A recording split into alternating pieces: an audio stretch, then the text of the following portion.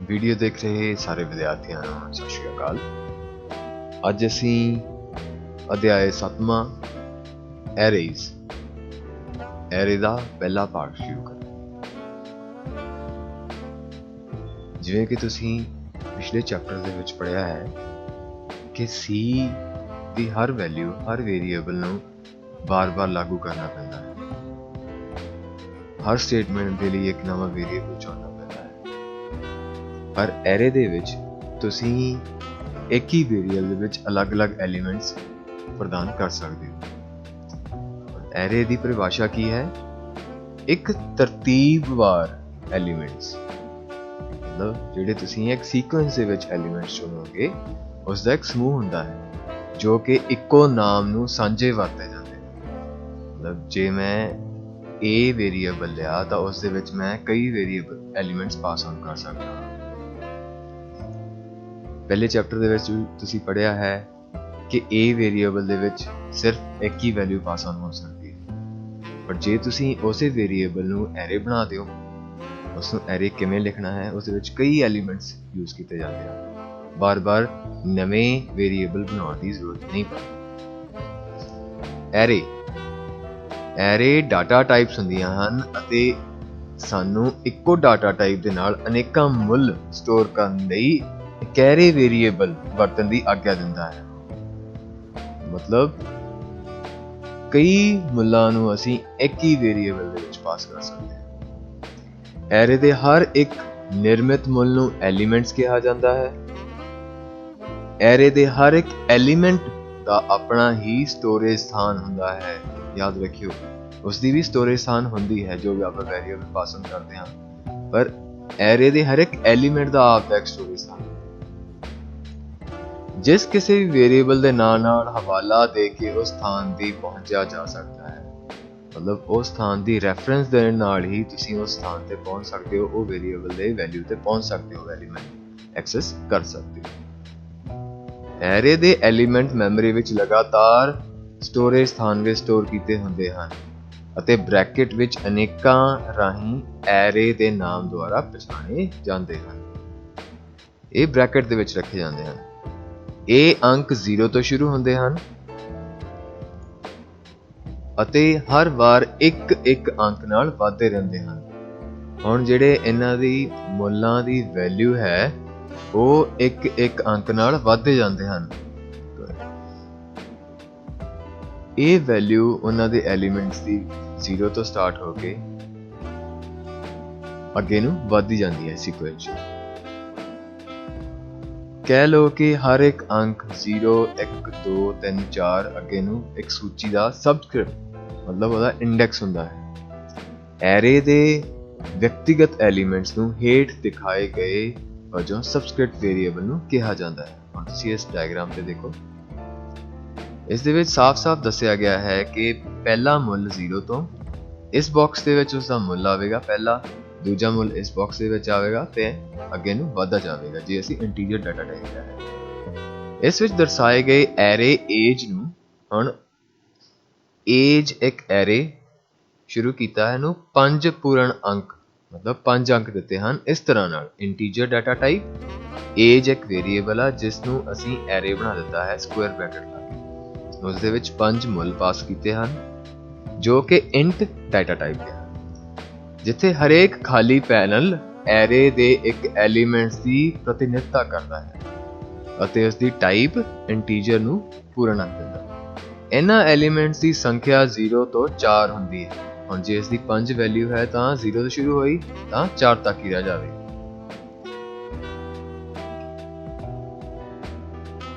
ਜੇਕਰ array type ਹੈ, age array type ਹੈ ਤਾਂ n ਐਲੀਮੈਂਟਸ ਹਨ। ਇਹ n ਐਲੀਮੈਂਟਸ ਤੱਕ ਸਿੱਧਾ ਵੀ ਜਾ ਸਕਦਾ ਹੈ ਔਰ ਇਸ ਨੂੰ ਇਸ ਤਰੀਕੇ ਨਾਲ ਦਰਸਾਇਆ ਜਾਂਦਾ ਹੈ। ਏਜ ਐਰੇ ਐਲੀਮੈਂਟਸ ਇਸ ਤਰ੍ਹਾਂ ਹੋਣਗੇ। ਏਜ ਦਾ ਪਹਿਲਾ ਐਲੀਮੈਂਟ 0 ਹੈ ਜੋ ਇਸ ਬਾਕਸ ਦੇ ਵਿੱਚ ਆਵੇਗਾ, ਦੂਜਾ, ਤੀਜਾ, ਚੌਥਾ ਐਂਡ n ਤੱਕ ਲੈ ਕੇ ਜਾ ਸਕਦੇ ਹਾਂ। ਐਰੇ ਦੀ ਡਿਕਲੇਰੇਸ਼ਨ, ਇਸ ਨੂੰ ਡਿਕਲੇਅਰ ਕਿਵੇਂ ਕੀਤਾ ਜਾਵੇ, ਬਹੁਤ ਜ਼ਰੂਰੀ ਹੈ। ਇਸ ਦਾ ਸਿੰਟੈਕਸ ਬਹੁਤ ਜ਼ਰੂਰੀ ਹੈ। ਵੇਰੀਏਬਲ ਦੀ ਤਰ੍ਹਾਂ ਐਰੇ ਨੂੰ ਇਸ ਦੀ ਵਰਤੋਂ ਤੋਂ ਪਹਿਲਾਂ ਡਿਕਲੇਅਰ ਕੀਤਾ ਜਾਣਾ ਚਾਹੀਦਾ ਹੈ। ਜੇ ਤੁਸੀਂ ਉਸ ਦਾ ਵੈਲਿਊ ਪਾਸ ਔਨ ਕਰਨੀ ਹੈ ਤਾਂ ਪਹਿਲਾਂ ਕਰੋਗੇ। ਹੁਣ ਪਹਿਲਾਂ ਲਿਖੋਗੇ ਡਾਟਾ ਟਾਈਪ, ਇਹ ਇੰਟੀਜਰ, ਫਲੋਟ, ਡਬਲ ਕੁਝ ਵੀ ਹੋ ਸਕਦੀ ਹੈ। ਦੈਨ ਐਰੇ ਦਾ name A B C age ਕੁਝ ਵੀ, ਐਂਡ ਦੈਨ ਕਿੰਨੇ ਐਲੀਮੈਂਟਸ ਪਾਸ ਆਨ ਕਰਨੇ ਹਨ, ਇਹ ਇਸ ਦੀ ਡਾਟਾ ਟਾਈਪ ਹੈ। ਅਤੇ ਉਸ ਦਾ ਵੇਰੀਏਬਲ ਨੂੰ ਕਿਵੇਂ ਐਰੇ ਦੇ ਤਰ੍ਹਾਂ ਸਿੰਟੈਕਸ ਬਣਾਇਆ, ਲਾਈਕ ਇਸ ਦਾ ਸਿੰਟੈਕਸ ਕਿੱਦਾਂ, ਜਿੱਥੇ ਡਾਟਾ ਟਾਈਪ ਵੈਲਿਡ ਟਾਈਪ ਹੋਣੀ ਚਾਹੀਦੀ ਹੈ, ਇੰਟ, ਫਲੋਟ, ਨੇਮ ਵੈਲਿਡ ਹੋਣਾ ਚਾਹੀਦਾ ਹੈ, ਆਈਡੈਂਟੀਫਾਇਰ, ਐਲੀਮੈਂਟਸ ਕਿੰਨੇ ਹੋਣੇ ਚਾਹੀਦੇ ਆ, ਖੇਤਰ, ਬ੍ਰੈਕਟਸ ਹਮੇਸ਼ਾ ਚੌਰਸ ਬ੍ਰੈਕਟ ਹੀ ਲੱਗਣਗੀਆਂ, ਸਕੁਆਇਰ ਬ੍ਰੈਕਟਸ। ਇਹ ਇਸ ਦੀ ਇੱਕ ਐਗਜ਼ਾਮਪਲ ਹੈ, ਛੋਟੀ ਜਿਹੀ ਐਗਜ਼ਾਮਪਲ, ਜਿਸ ਦੇ ਵਿੱਚ ਏਜ ਇੱਕ ਡਾਟਾ ਟਾਈਪ ਲਿਆ ਹੈ ਅਤੇ ਉਸ ਦੀ ਇੱਕ ਸਟੋਰੇਜ ਕੈਪੈਸਿਟੀ ਹੈ। ਦੈਨ ਤੁਸੀਂ ਏਜ ਦੀ ਵੈਲਿਊ ਪਾਸ ਔਨ ਕਰਤੀ, ਸ਼ਾਰਟ ਡਾਟਾ ਟਾਈਪ ਦਾ ਹੈ। ਉਸੇ ਤਰ੍ਹਾਂ ਪ੍ਰਿੰਟ ਕਰਕੇ ਜਦੋਂ ਰਿਟਰਨ ਕਰੋਗੇ ਤਾਂ ਉਸ ਦੀ ਵੈਲਿਊ ਸਿਰਫ 23 ਦਿਖਾਵੇਗਾ ਸਕਰੀਨ ਤੇ, ਇੱਕ ਹੀ ਵੇਰੀਏਬਲ ਦੇ ਵਿੱਚ ਇੱਕ ਹੀ ਵੈਲਿਊ। ਪਰ ਜੇ ਹੁਣ ਉਸੇ ਤਰ੍ਹਾਂ ਅਸੀਂ ਏਜ ਡਿਕਲੇਅਰ ਕਰਦੇ ਹਾਂ ਤਾਂ ਇੱਕ ਵਾਰੀ ਸ਼ਾਰਟ ਏਜ, ਹੁਣ ਏਜ ਦੇ ਵਿੱਚ ਕੀ ਮੁੱਲ, ਕਿੰਨੇ ਮੁੱਲ ਪ੍ਰਦਾਨ ਕੀਤੇ, 4, ਮਤਲਬ ਤੁਸੀਂ 0 ਤੋਂ ਲੈ ਕੇ 3 ਤੱਕ ਉਹਨਾਂ ਦੀਆਂ ਵੈਲਿਊ ਪਾਸ ਔਨ ਕਰਦੀ, ਇਕੱਲੇ ਇਕੱਲੇ ਮੁੱਲ ਰਾਹੀਂ ਵੀ ਹੋ ਰਿਹਾ ਹੈ। ਔਰ ਇਸ ਦੀ ਵੈਲਿਊ ਇੱਥੋਂ 0 ਤੋਂ ਸਟਾਰਟ ਹੋਵੇਗੀ ਤੇ ਏਦਾਂ ਅੱਗੇ ਵਧਦੀ ਜਾਵੇਗੀ। ਰੇਖਾ 5 ਤੇ 4 ਸ਼ਾਰਟ ਤੇ ਐਰੇ ਡਿਕਲੇਅਰ ਕੀਤੇ ਗਏ ਹਨ। ਰੇਖਾ 6 ਤੋਂ 9 ਤੱਕ ਐਰੇ ਦੀ ਹਰ ਇੱਕ ਵੇਰੀਏਬਲ ਨੂੰ ਮੁੱਲ ਸਮਰਪਿਤ ਕੀਤੇ ਗਏ ਹਨ। ਪ੍ਰੋਗਰਾਮ ਦਰਸਾਉਂਦਾ ਹੈ ਕਿ ਐਰੇ ਦਾ ਪਹਿਲਾ ਐਲੀਮੈਂਟ ਪਰਖਣ ਲਈ 0 ਬਜਾਏ ਅੰਕ 1 ਵਰਤਿਆ ਗਿਆ ਹੈ। ਬ੍ਰੈਕਟ ਦੇ ਵਿੱਚ ਐਲੀਮੈਂਟਸ ਫੀਲਡ ਜਿਹੜੇ ਐਲੀਮੈਂਟ ਦੀ ਗਿਣਤੀ ਦਾ ਐਕਸਪ੍ਰੈਸ ਕਰਦੇ ਹਨ ਜੋ ਐਰੇ ਵਿੱਚ ਦੇਖੇ ਜਾਣਦੇ ਹਨ। ਔਰ ਐਰੇ ਨੂੰ ਇਸ ਤਰੀਕੇ ਨਾਲ ਵੀ ਲਿਖਿਆ ਜਾ ਸਕਦਾ ਹੈ, ਪ੍ਰੀ ਇਨਕਰੀਮੈਂਟ, ਪੋਸਟ ਇਨਕਰੀਮੈਂਟ। ਹੁਣ ਇਨੀਸ਼ੀਅਲਾਈਜ਼ ਕਰਨਾ ਐਰੇ ਨੂੰ, ਹੁਣ ਪਹਿਲਾਂ ਤਾਂ ਦੇਖਿਆ ਡਿਕਲੇਅਰ ਕਰਨਾ, ਹੁਣ ਇਨੀਸ਼ੀਅਲਾਈਜ਼ ਕਿਵੇਂ ਕਰ ਸਕਦੇ। ਇਨੀਸ਼ੀਅਲਾਈਜ਼ ਕਰਨਾ ਕੁਝ ਹੋਰ ਨਹੀਂ ਹੁੰਦਾ ਬਲਕਿ ਵੇਰੀਏਬਲ ਨੂੰ ਕੁਝ ਮੁੱਲ ਸਮਰਪਣ ਹੁੰਦੇ ਹਨ। ਜੋ ਤੁਸੀਂ ਵੈਲਿਊਜ਼ ਪਾਸ ਔਨ ਕਰਦੇ ਹੋ ਕਿਸੇ ਵੀ ਵੇਰੀਏਬਲ ਨੂੰ।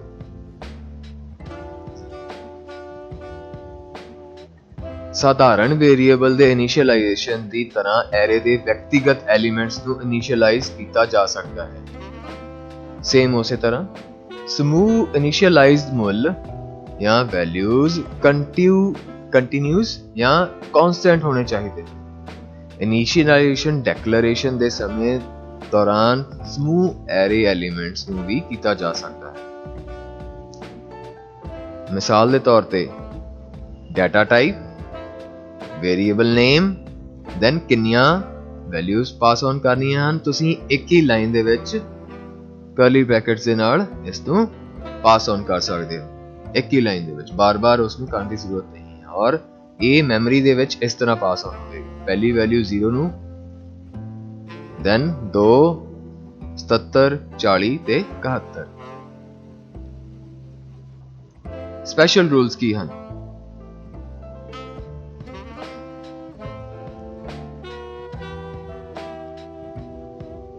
ਇਨੀਸ਼ੀਅਲਾਈਜ਼ਰ ਦੀ ਸੰਖਿਆ ਐਲੀਮੈਂਟਸ ਦੀ ਸੰਖਿਆ ਤੋਂ ਘੱਟ ਹੋ ਸਕਦੀ ਹੈ। ਮਤਲਬ ਜਿਵੇਂ ਤੁਸੀਂ 5 ਵੈਲਿਊ ਦਿੱਤੀ ਹੈ ਤਾਂ ਉਸਨੂੰ 3 ਜਾਂ 4 ਵੀ ਲਿਖ ਸਕਦੇ ਹੋ, 2 ਵੀ ਲਿਖ ਸਕਦੇ ਹੋ। ਜ਼ਰੂਰੀ ਨਹੀਂ ਕਿ 5 ਵੈਲਿਊ ਹੀ ਪਾਸ ਔਨ ਕਰਨੀਆਂ ਹਨ, ਜਿਵੇਂ ਕਿ ਇਸ ਦੇ ਵਿੱਚ ਸਿਰਫ 3 ਵੈਲਿਊਜ਼ ਪਾਸ ਔਨ ਹੈ। ਇਨੀਸ਼ੀਅਲਾਈਜ਼ ਦੀ ਸੰਖਿਆ ਜੇਕਰ ਐਲੀਮੈਂਟਸ ਤੋਂ ਵੱਧ ਹੋਵੇ ਤਾਂ ਪਰਿਮਾਣ ਗਲਤ ਹੁੰਦਾ ਹੈ, ਤਾਂ ਉਸਦਾ ਆਨਸਰ ਪਹਿਲਾਂ ਹੀ ਗਲਤ ਹੋ ਜਾਵੇਗਾ। ਇਸ ਤੇ 4 ਵੈਲਿਊਜ਼ ਹੀ ਚੱਕਣੀਆਂ।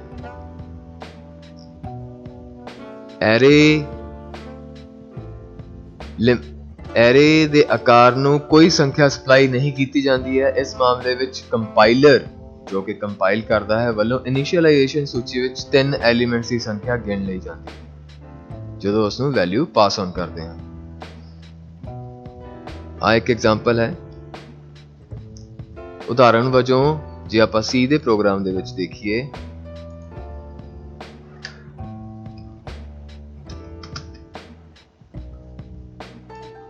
ਇਸ C ਪ੍ਰੋਗਰਾਮ ਦੇ ਵਿੱਚ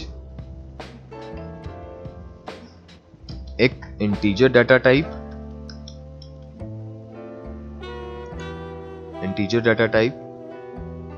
ਜੋ ਕਿ ਮਾਰਕਸ ਹੈ, ਉਸ ਦੀ ਵੈਲਿਊ ਪਾਸ ਔਨ ਨਹੀਂ ਕੀਤੀ, ਲਿਖਿਆ ਨਹੀਂ ਹੋਇਆ ਇਸ ਵਿੱਚ ਕੋਈ ਵੈਲਿਊ, ਬਟ ਆਪਾਂ ਕਿੰਨੇ ਐਲੀਮੈਂਟਸ ਪਾਸ ਕਰ ਰਹੇ ਹਾਂ, 1 2 3 ਤੇ 4।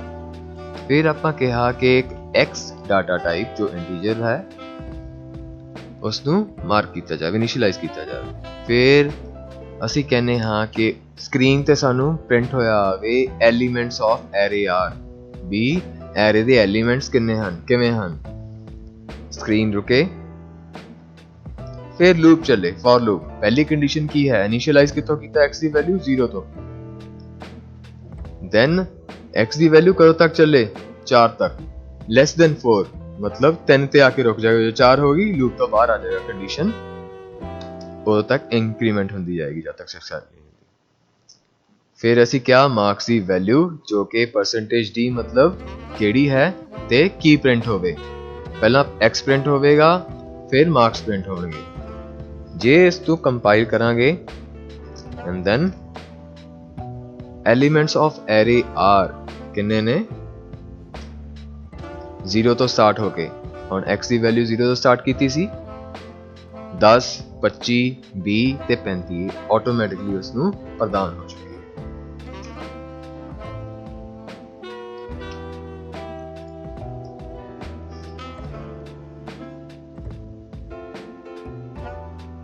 ਇੱਕ ਲੂਪ ਨੂੰ ਤੁਸੀਂ ਕਿਸ ਤਰੀਕੇ ਨਾਲ ਵਰਤ ਸਕਦੇ ਹੋ, ਇਹ ਲੂਪ ਕੀ ਕਰੇਗਾ ਇਸ ਦਾ ਪ੍ਰੋਗਰਾਮ ਬਣਾ ਕੇ ਦੇਖੋ ਐਰੇ ਦੇ ਵਿੱਚ।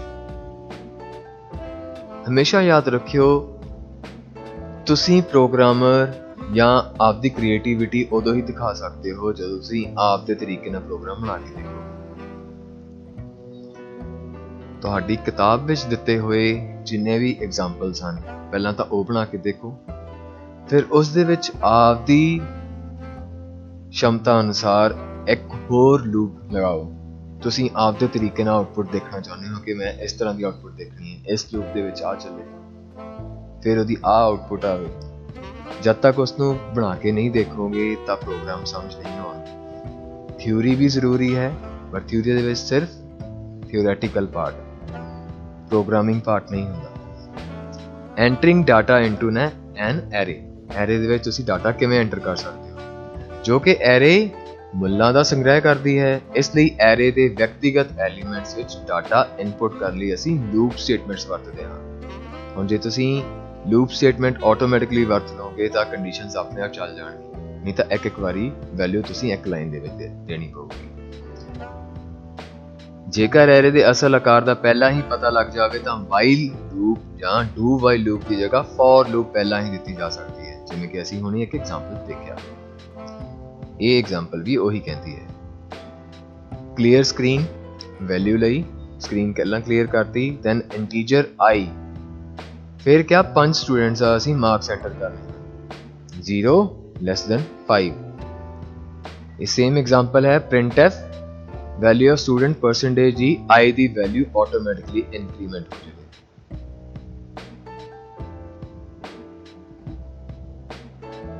scanf ਸਟੇਟਮੈਂਟਸ ਤੁਹਾਡੇ ਮਾਰਕਸ ਦੀ ਵੈਲਿਊ ਇਨਪੁਟ ਕਰਵਾ ਰਹੀ ਹੈ। ਕਲੀਅਰ ਸਕਰੀਨ ਕੀ ਚੀਜ਼ ਚੱਲਦੀ ਹੈ, ਉਸ ਦੀ ਹੈਡਰ ਫਾਈਲ ਕੀ ਹੁੰਦੀ ਹੈ। ਸੇਮ ਉਸੇ ਤਰ੍ਹਾਂ ਸਾਰੇ ਮੁੱਲਾਂ ਦੀ ਅਲੱਗ-ਅਲੱਗ ਪ੍ਰਿੰਟ ਕਰਨ ਦੀ ਕੋਸ਼ਿਸ਼, ਸਾਰੇ ਮੁੱਲਾਂ ਨੂੰ ਅਲੱਗ ਪ੍ਰਿੰਟ ਕਰਨਾ। ਐਰੇ ਕਾਪੀ ਕਰਨਾ, ਹੁਣ ਐਰੇ ਨੂੰ ਦੂਜੇ ਐਰੇ ਦੇ ਵਿੱਚ ਕਿਵੇਂ ਕਾਪੀ ਕਰ ਸਕਦੇ ਹਾਂ। ਆਓ ਐਰੇ ਦੀ ਕਾਪੀ ਕਰਨ ਦੀ ਕੋਸ਼ਿਸ਼ ਤਕਨੀਕ ਵਰਤੀਏ। ਹੁਣ ਇੱਕ ਮੁੱਲ ਤੁਸੀਂ ਦੂਜੇ ਉਸ ਨੂੰ ਕਿਵੇਂ ਪ੍ਰਦਾਨ ਕਰ ਸਕਦੇ ਹੋ। ਮੈਮਰੀ ਦੇ ਵਿੱਚ ਜਦੋਂ ਤੁਸੀਂ ਕਾਪੀ ਕਰਨ ਦੀ ਤਕਨੀਕ ਵਧੀਆ ਕਰਦੀ ਹੈ, ਦੋ ਐਰੇਜ਼ ਏਜ ਅਤੇ ਸੇਮ ਏਜ ਡਿਕਲੇਅਰ ਕੀਤੀਆਂ ਗਈਆਂ ਹਨ, ਮਤਲਬ ਤੁਸੀਂ ਦੋ ਐਰੇ ਡਿਕਲੇਅਰ ਅਲੱਗ-ਅਲੱਗ ਕਰਨੇ ਹਨ। ਏਜ ਤਾਂ ਪਹਿਲਾਂ ਡਿਕਲੇਅਰ ਕਰਤੀ, ਜਾਂ ਵੇਰੀਏਬਲ a ਡਿਕਲੇਅਰ ਕਰਤਾ, ਵੇਰੀਏਬਲ b ਡਿਕਲੇਅਰ ਕਰਤਾ ਅਲੱਗ ਤੋਂ।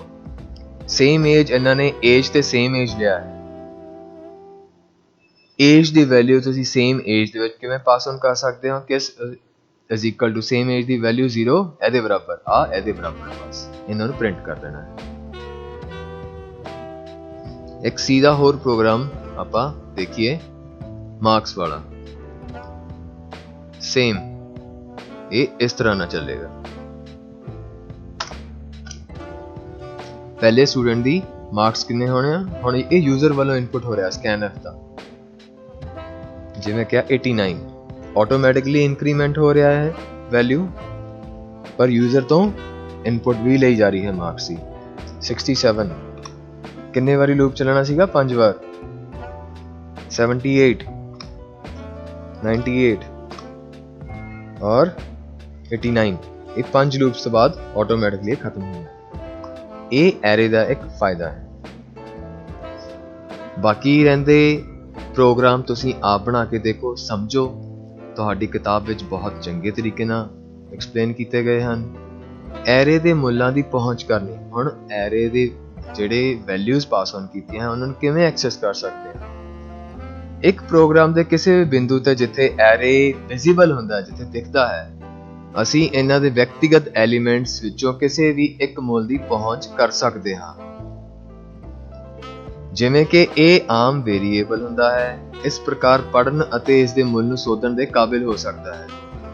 ਇਹ ਸਿੰਪਲ ਇੰਡੈਕਸ ਲਿਆ ਹੈ। ਪੂਰਵ ਮਿਸਾਲਾਂ ਨੂੰ ਅਪਣਾਉਂਦੇ ਹੋਏ ਜਿਸ ਵਿੱਚ ਏਜ ਦੇ 5 ਐਲੀਮੈਂਟਸ ਦੀ ਐਗਜ਼ਾਮਪਲ ਹੋਣੀ ਆਪਾਂ ਦੇਖੀ ਹੈ। ਇਸ ਦੇ ਵਿੱਚ ਏਜ ਨੇਮ, ਐਰੇ ਨੇਮ ਕੀ ਹੈ ਏਜ, ਉਸ ਦੇ ਮੁੱਲ 0 ਤੋਂ ਸਟਾਰਟ ਹੁੰਦੇ ਹਨ। ਹੁਣ ਅੱਗੇ ਇੱਕ ਏਜ ਦੇ ਤੀਜੇ ਐਲੀਮੈਂਟਸ ਵਿੱਚ ਮੁੱਲ 75 ਸਟੋਰ ਕੀਤੇ ਗਏ ਸਨ। ਨਿਮਨਲਿਖਤ ਸਟੇਟਮੈਂਟ ਲਿਖ ਸਕਦੇ ਹਾਂ। ਏਜ 2 ਦੀ ਵੈਲਿਊ ਕੀ ਹੈ 75, ਜੀ ਸਿਰਫ ਇਸ ਐਰੇ ਦੀ ਹੀ ਵੈਲਿਊ ਪਾਸ ਆਨ ਕਰਨੀ ਹੈ ਤਾਂ ਸਿੱਧਾ ਇਸ ਨੂੰ ਡੋਨੇਟ ਕਰ ਸਕਦੇ ਹਾਂ। ਅਤੇ ਵੇਰੀਏਬਲ ਏਜ ਦੇ ਤੀਜੇ ਐਲੀਮੈਂਟਸ ਨੂੰ ਮੁੱਲ ਵੇਰੀਏਬਲ a ਤੱਕ ਭੇਜਣ ਲਈ ਅਸੀਂ ਲਿਖ ਸਕਦੇ ਹਾਂ। ਹੁਣ a ਦੇ ਵਿੱਚ a ਦੀ ਵੈਲਿਊ ਅਸੀਂ ਇੱਕ ਨਵਾਂ ਇੰਟੀਜਰ ਡਾਟਾ ਟਾਈਪ ਲੱਭਿਆ ਤੇ ਉਹ ਏਜ ਉਹਦੀ ਵੈਲਿਊ ਸਿੱਧੀ a ਦੇ ਵਿੱਚ ਚਲੀ ਜਾਵੇ। ਇਸ ਲਈ ਸਮੂਹ ਮੰਤਵ ਲਈ expression age to type integer ਦੇ ਵੇਰੀਏਬਲ ਸਮਾਨ ਹੈ। ਸੂਚਨਾ ਕਿ ਏਜ ਦਾ ਤੀਜਾ ਐਲੀਮੈਂਟ ਨਿਸ਼ਚਿਤ ਏਜ 2 ਹੁੰਦਾ ਹੈ। ਜਿਵੇਂ ਕਿ ਪਹਿਲੀ ਏਜ 0 ਜਿਹੜੀ ਪਹਿਲਾ ਮੁੱਲ ਹੈ ਅਤੇ ਦੂਜਾ ਮੁੱਲ ਹੈ ਏਜ ਦਾ, ਇਸ ਲਈ ਤੀਜੀ ਮੁੱਲ ਏਜ 2 ਹੈ। ਉਸੇ ਕਾਰਨ ਨਾਲ ਅੰਤਿਮ ਐਲੀਮੈਂਟਸ ਏਜ 4 ਹੈ ਐਂਡ 5 ਲਿਖ ਸਕਦੇ ਹਾਂ ਅਸੀਂ ਏ ਦੇ 6ਵੇਂ ਐਲੀਮੈਂਟਸ ਤੱਕ ਪਹੁੰਚ ਹੋਵੇਗੀ। ਇਹ ਇੱਕ ਛੋਟੀ ਜੀ ਮਿਸਾਲ ਹੈ, ਐਕਸਪ੍ਰੈਸ਼ਨ ਹੈ ਇੰਟ ਡਾਟਾ। ਹੁਣ ਡਾਟਾ ਕੀ ਹੈ ਵੇਰੀਏਬਲ, ਇੱਕ ਐਰੇ ਹੈ ਜੋ 2 ਮੁੱਲਾਂ ਦਾ ਹੈ 30 ਤੇ 20। ਹੁਣ ਇਸ ਨੂੰ ਪ੍ਰਿੰਟਐਫ ਕਰੋਗੇ ਪਹਿਲਾ ਮੁੱਲ ਤੇ ਦੂਜਾ ਮੁੱਲ ਸਿੱਧਾ ਇਸ ਤਰ੍ਹਾਂ ਨਾਲ ਪ੍ਰਿੰਟ ਕਰ ਸਕਦੇ ਹੋ। ਇੱਥੇ ਇਹ ਦੱਸਣਾ ਜ਼ਰੂਰੀ ਹੈ ਕਿ ਐਰੇ ਬ੍ਰੈਕਟਸ ਦੇ 2 ਮੁੱਖਾਂ ਦਾ ਕੰਮ ਕਰਦਾ ਹੈ। ਜਿਵੇਂ ਪਹਿਲਾ ਐਰੇ ਦੇ ਆਕਾਰ ਨੂੰ ਦਰਸਾਉਂਦਾ ਹੈ ਤੇ ਦੂਜਾ ਐਰੇ ਦੇ ਐਲੀਮੈਂਟਸ ਦੀ ਸਬਸਕ੍ਰਿਪਟ ਦੀ ਸੂਚੀ ਪੈਦਾ ਕਰਦਾ ਹੈ। Array elements the manipulation of array ਕਿਵੇਂ ਪ੍ਰਬੰਧ ਕਰ ਸਕਦੇ ਹੋ, ਐਰੇ ਨੂੰ ਹੋਰ ਕਿਵੇਂ ਸੋਧਿਆ ਜਾ ਸਕਦਾ ਹੈ। ਐਰੇ ਦੇ ਕਿਸੇ ਵੀ ਕੰਮ ਨੂੰ ਨਿਭਾਉਣ ਲਈ ਸਹਾਇਤਾ ਨਹੀਂ ਦਿੱਤੀ ਜਾਂਦੀ, ਇਸ ਲਈ ਸਮੁੱਚੀ ਐਰੇ ਨੂੰ ਇਕੱਲੇ ਐਲੀਮੈਂਟਸ ਵਜੋਂ ਪ੍ਰਕਿਰਿਆ ਵਿੱਚ ਨਹੀਂ ਲਿਆਂਦਾ ਜਾ ਸਕਦਾ, ਪਰੰਤੂ ਇਹ ਪ੍ਰੋਗਰਾਮਰ ਨੂੰ ਐਲੀਮੈਂਟ ਬਾਈ ਐਲੀਮੈਂਟ ਆਧਾਰ ਤੇ ਵਿਸ਼ੇਸ਼ ਕੰਮ ਕਰਨ ਦੀ ਆਗਿਆ ਦਿੰਦਾ ਹੈ। ਇਸੇ ਐਗਜ਼ਾਮਪਲ ਦੇ ਵਿੱਚ ਦੇਖੀਏ ਜੇ ਐਰੇ ਐਲੀਮੈਂਟਸ ਦੀ ਵਰਤੋਂ ਗਣਿਤ ਦੇ ਕੰਮਾਂ ਲਈ ਕੀਤੀ ਜਾ ਸਕਦੀ ਹੈ, ਜਿੱਥੇ ਤੁਸੀਂ ਇੱਕ ਵਾਰੀ ਮੁੱਲਾਂ ਪਾਸ ਕਰਦੇ ਹੋ। ਐਰੇ ਐਲੀਮੈਂਟਸ ਦੇ ਵਿਭਿੰਨ ਮੁੱਲਾਂ ਨੂੰ ਜੋੜ ਕੇ ਐਰੇ ਐਲੀਮੈਂਟਸ ਦੀ ਉਪਜ ਲੱਭ ਕੇ ਇਹ ਕੰਮ ਕਰਨ ਦੇ 2 ਢੰਗ ਕਰਦੇ ਹਨ। ਇੱਕ ਐਰੇ ਦੀ ਇਨੀਸ਼ੀਅਲਾਈਜੇਸ਼ਨ ਲਈ ਦਿੱਤੇ ਗਏ ਮੁੱਲਾਂ ਦੀ ਵਰਤੋਂ ਕਰਕੇ ਅਤੇ ਦੂਜੇ ਯੂਜ਼ਰ ਦੀ ਬੋਰਡ ਰਾਹੀਂ ਮੁੱਲ ਸਪਲਾਈ ਕਰਦੇ ਹਨ। ਇੱਥੇ ਐਰੇ ਏਜ 5 ਮੁੱਲਾਂ ਦੁਆਰਾ ਇਨੀਸ਼ੀਅਲਾਈਜ਼ ਕੀਤਾ ਗਿਆ ਹੈ। 5 1 2 3 4 5 16 2 70 40 ਤੇ 10 5 ਹੋ ਗਏ ਅਤੇ ਇਹਨਾਂ ਦਾ ਜੋੜ ਕਰਨ ਲਈ ਫੋਰ ਲੂਪ, ਹੁਣ ਇਹਨਾਂ ਨੂੰ ਸਿੱਧਾ ਜੋੜ ਕਰਨ ਲਈ ਫੋਰ ਲੂਪ ਲਗਾ ਦਿੱਤਾ ਗਿਆ ਹੈ ਅਤੇ ਏਜ ਐਰੇ ਦਾ ਜੋੜ ਰਿਜ਼ਲਟ ਵੇਰੀਏਬਲ ਨੂੰ, ਫਿਰ ਕਿੱਥੇ ਆ ਗਈ ਉਹਦੀ ਮੁੱਲ ਰਿਜ਼ਲਟ ਵੇਰੀਏਬਲ ਦੇ ਵਿੱਚ ਇਨਕਰੀਮੈਂਟ ਹੁੰਦਾ ਤੇ ਆਟੋਮੈਟਿਕਲੀ ਏਜ ਐਨ ਤੇ ਜਦ ਤੱਕ ਖਤਮ ਨਹੀਂ ਹੁੰਦਾ ਚਲਿਆ ਜਾਂਦਾ। ਆ ਉਸ ਦੀ ਆਉਟਪੁੱਟ ਆਵੇਗੀ। ਐਲੀਮੈਂਟਸ ਦਾ ਜੋੜ, ਹੁਣ ਐਲੀਮੈਂਟਸ ਦਾ ਜੋੜ ਕਿਵੇਂ ਕਰ ਸਕਦੇ ਹਾਂ ਐਰੇ ਵਰਤ ਕੇ। ਆ ਉਸ ਦਾ ਸਿੰਪਲ ਪ੍ਰੋਗਰਾਮ ਹੈ। Integer data type the A ਇੱਕ ਐਰੇ ਹੈ i ਸਮ ਦੀ ਵੈਲਿਊ 0 ਤੋਂ ਸਟਾਰਟ ਕਰਕੇ ਫॉर ਲੂਪ ਦੇ ਵਿੱਚ ਸਕੈਨ ਕਰਕੇ ਉਹਦੀ ਮੁੱਲ ਸਿੱਧਾ ਪ੍ਰਦਾਨ ਕਰ ਸਕਦੇ। ਇਹ ਸਾਰੇ ਪ੍ਰੋਗਰਾਮ ਬਹੁਤ ਜ਼ਰੂਰੀ ਹਨ ਐਰੇ ਸਿੱਖਣ ਲਈ। Product of all elements in N array, ਸਾਰੇ ਐਲੀਮੈਂਟਸ ਜਿੰਨੇ ਵੀ ਹਨ ਉਹਨਾਂ ਦਾ ਪ੍ਰੋਡਕਟ ਮਤਲਬ ਮਲਟੀਪਲਾਈ ਕਰਨਾ ਉਹਨਾਂ ਨੂੰ ਕਿੰਨਾ ਆ ਸਕਦਾ ਹੈ। ਦੇਖੋ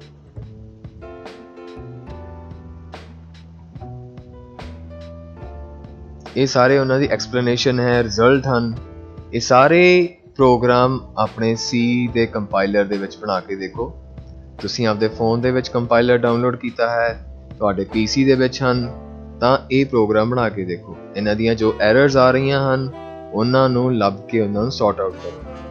ਜਦ ਤੱਕ ਤੁਸੀਂ ਆਪਦੇ ਸ਼ਮਤਾ ਅਨੁਸਾਰ ਨਵਾਂ ਲੂਪ ਲਾ ਕੇ ਜਾਂ ਨਵੀਂ ਵੈਲਿਊ ਪਾ ਕੇ ਪ੍ਰੋਗਰਾਮ ਨਹੀਂ ਬਣਾਉਣਾ ਸਿੱਖਦੇ, ਤੁਹਾਨੂੰ C ਦੀ ਪ੍ਰੋਗਰਾਮਿੰਗ ਸਮਝ ਨਹੀਂ ਆਉਂਦੀ। ਹੁਣ C ਇੱਕ ਇਹੋ ਜਿਹੀ ਲੈਂਗੁਏਜ ਹੈ ਜੋ ਕਿ ਬਹੁਤ ਸਾਰੇ ਐਪਲੀਕੇਸ਼ਨ ਸੌਫਟਵੇਅਰਸ ਔਰ ਈਵਨ ਆਪਰੇਟਿੰਗ ਸਿਸਟਮ ਦੇ ਵਿੱਚ ਵਰਤੀ ਜਾਂਦੀ ਹੈ, ਉਹਨਾਂ ਨੂੰ ਡਿਜ਼ਾਈਨ ਕਰਨ ਲਈ ਵਰਤੀ ਜਾਂਦੀ ਹੈ। ਔਰ ਇਹ ਬਹੁਤ ਸੌਖੀ ਤੇ ਬੇਸਿਕ ਲੈਂਗੁਏਜ ਹੈ ਜੋ ਕਿ ਬਹੁਤ 3rd ਜਨਰੇਸ਼ਨ ਤੋਂ ਲੈ ਕੇ ਹੁਣ ਤੱਕ ਚੱਲਦੀ ਆ ਰਹੀ ਹੈ। ਕੋਸ਼ਿਸ਼ ਕਰੋ ਇਹਨਾਂ ਦੀ ਪ੍ਰੈਕਟਿਸ ਕਰਨ ਦੀ। ਐਰੇ ਦੇ ਕਾਫੀ ਐਗਜ਼ਾਮਪਲਸ ਹਨ, ਬਹੁਤ ਵਧੀਆ ਹੈ। ਇਹ ਸਾਰੀ ਸਿਰਫ ਐਰੇ ਨੂੰ ਇਨੀਸ਼ੀਅਲਾਈਜ਼ ਕਰਨਾ, ਡਿਕਲੇਅਰ ਕਰਨ ਦੇ ਲਈ। ਇਸੇ ਨਾਲ ਹੀ ਤੁਹਾਡਾ ਇਹ ਚੈਪਟਰ ਵੀ ਖਤਮ ਹੁੰਦਾ ਹੈ। ਧੰਨਵਾਦ।